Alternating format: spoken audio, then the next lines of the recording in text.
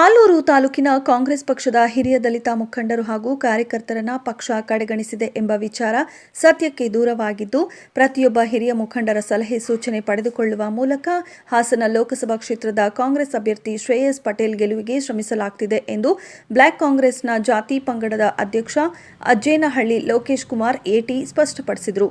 ಪತ್ರಿಕಾಗೋಷ್ಠಿಯಲ್ಲಿಂದು ಮಾತನಾಡಿದ ಅವರು, ಕಳೆದ 2 ದಿನಗಳ ಹಿಂದೆ ಪಟ್ಟಣದಲ್ಲಿ ಕೆಲ ದಲಿತ ಮುಖಂಡರು ಸಭೆ ಸೇರಿ ಈ ಬಾರಿಯ ಲೋಕಸಭಾ ಚುನಾವಣೆಯಲ್ಲಿ ಹಿರಿಯ ಕಾಂಗ್ರೆಸ್ ದಲಿತ ಮುಖಂಡರು ಹಾಗೂ ಕಾರ್ಯಕರ್ತರನ್ನ ಕಾಂಗ್ರೆಸ್ ಮುಖಂಡ ಮುರಳಿ ಮೋಹನ್ ಹಾಗೂ ಬ್ಲಾಕ್ ಕಾಂಗ್ರೆಸ್ ಅಧ್ಯಕ್ಷ ಶಿವಮೂರ್ತಿ ವಿರುದ್ಧ ಅಸಮಾಧಾನ ವ್ಯಕ್ತಪಡಿಸಿರುವುದಾಗಿ ಪತ್ರಿಕೆಗಳಲ್ಲಿ ಪ್ರಕಟವಾಗಿದೆ. ಆದರೆ ಈ ಬಗ್ಗೆ ಅಸಮಾಧಾನಗೊಂಡಿರುವ ಕಾರ್ಯಕರ್ತರಾಗಲಿ ಮುಖಂಡರಾಗಲಿ ಬ್ಲಾಕ್ ಕಾಂಗ್ರೆಸ್ ಅಧ್ಯಕ್ಷರಿಗೆ ಅಥವಾ ಬ್ಲಾಕ್ ಕಾಂಗ್ರೆಸ್ನ ಜಾತಿ ಪಂಗಡದ ಅಧ್ಯಕ್ಷರಾದ ನನಗಾಗಲಿ ಯಾವುದೇ ರೀತಿಯ ಅಸಮಾಧಾನದ ಬಗ್ಗೆ ಮಾಹಿತಿ ಬಂದಿಲ್ಲ ಎಂದು ಅವರು ಹಲವಾರು ವರ್ಷಗಳಿಂದ ಕಾಂಗ್ರೆಸ್ ಪಕ್ಷದಲ್ಲಿ ದುಡಿಯುತ್ತಿರುವ ಹಿರಿಯ ಮುಖಂಡರನ್ನ ಕಾರ್ಯಕರ್ತರನ್ನ ನಾವುಗಳು ಯಾವುದೇ ರೀತಿಯಲ್ಲಿ ಕಡೆಗಣಿಸಿಲ್ಲ, ಗೌರವಯುತವಾಗಿ ನಡೆಸಿಕೊಳ್ಳಲಾಗುತ್ತಿದೆ. ನಾನು ಬ್ಲಾಕ್ ಕಾಂಗ್ರೆಸ್ ಜಾತಿ ಪಂಗಡದ ಅಧ್ಯಕ್ಷನಾದ ಮೇಲೆ ಹಿರಿಯ ಮುಖಂಡರ ಮಾರ್ಗದರ್ಶನ ಹಾಗೂ ಸಲಹೆ ಮೇರೆಗೆ ತಾಲೂಕಿನ ಸುಮಾರು 96 ಬೂತ್ಗಳಲ್ಲಿ ತಲಾ 10 ಜನರನ್ನ ಬೂತ್ ಸಮಿತಿ ಸದಸ್ಯರನ್ನಾಗಿ ನೇಮಿಸಿಕೊಂಡು ಪಕ್ಷವನ್ನ ಸಂಘಟನೆ ಮಾಡುತ್ತಿದ್ದೇನೆ.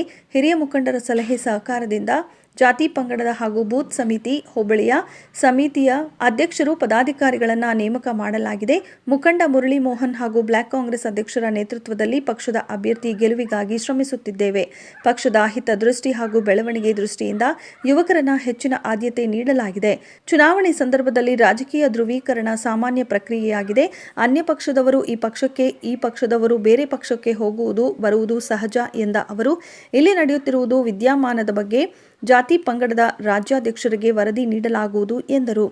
ಒಂದು ವೇಳೆ ಯಾರಾದರೂ ಅಸಮಾಧಾನಗೊಂಡಿದ್ದೇ ಆದಲ್ಲಿ ಆಂತರಿಕ ವಿಷಯವನ್ನ ಪಕ್ಷದ ಕಚೇರಿಯೊಳಗೆ ಚರ್ಚಿಸುವಂತೆ ತಿಳಿಸಿದ ಅವರು, ಅಸಮಾಧಾನಗೊಂಡಿರುವ ಹಿರಿಯ ಮುಖಂಡರು ಹಾಗೂ ಕಾರ್ಯಕರ್ತರು ಪಕ್ಷದ ಅಭ್ಯರ್ಥಿ ಶ್ರೇಯಸ್ ಪಟೇಲ್ ಅವರ ಗೆಲುವಿಗಾಗಿ ಒಂದಾಗುವ ಮೂಲಕ ಸಂಘಟಿತರಾಗಿ ಅವರನ್ನ ಅತ್ಯಧಿಕ ಮತಗಳಿಂದ ಜಯಗೊಳಿಸುವಂತಹ ಕಾರ್ಯವನ್ನ ಮಾಡುವಂತೆ ಮನವಿ ಮಾಡಿದರು.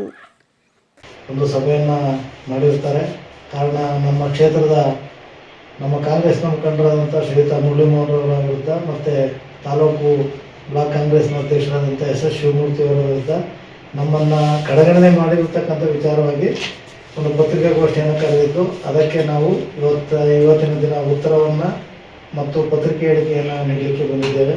20ನೇ ತಾರೀಕು ನೀಡಿರ್ತಕ್ಕಂಥ ಹೇಳಿಕೆ ಸತ್ಯಕ್ಕೆ ದೂರವಾದ ಹೇಳಿಕೆ ಅಂತೇಳಿ ನಾವು ಕೂಡ ಹೇಳಬೇಕಾಗುತ್ತೆ. ಕಾರಣ ಅಂದರೆ ಮುರಳಿ ಮೋಹನ್ ಅವರು ಈ ಕ್ಷೇತ್ರಕ್ಕೆ ಆಗಮಿಸಿದ ನಂತರ ಪರಿಶಿಷ್ಟ ಜಾತಿ ಮತ್ತು ಪಂಗಡದ ಯುವ ಮುಖಂಡರುಗಳಿಗೆ ಹೆಚ್ಚಿನ ಆದ್ಯತೆಯನ್ನು ಕೊಡ್ತಕ್ಕಂಥದ್ದು ಮತ್ತು ಹಿರಿಯರ ಸಲಹೆ ಸಹಕಾರಗಳೊಂದಿಗೆ ಕಾಂಗ್ರೆಸ್ನ ಪಕ್ಷವನ್ನು ಸದೃಢವಾಗಿ ಕಟ್ಟುವಲ್ಲಿ ಯಶಸ್ವಿಯಾಗಿದ್ದೇವೆ.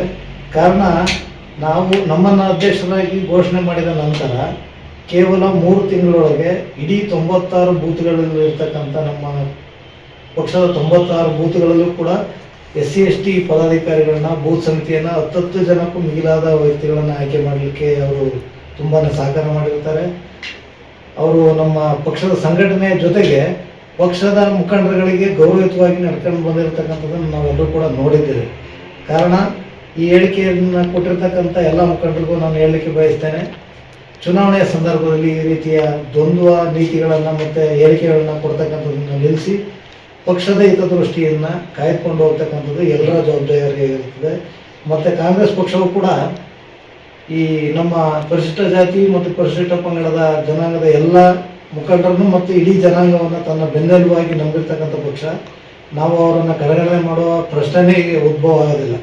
ಕಾರಣ ಏನಂದರೆ, ನಾನು ಕೂಡ ಪರಿಶಿಷ್ಟ ಜಾತಿಯ ಮತ್ತು ಪರಿಶಿಷ್ಟ ಪಂಗಡದ ಅಧ್ಯಕ್ಷರಾಗಿ ಹೇಳ್ತಕ್ಕಂಥದ್ದು, ಎಲ್ಲರಿಗೂ ಕೂಡ ಸಮಾನ ಅವಕಾಶಗಳನ್ನು ಕಲ್ಪಿಸಿರ್ತಕ್ಕಂಥ ಪಕ್ಷ ಕಾಂಗ್ರೆಸ್ ಪಕ್ಷ.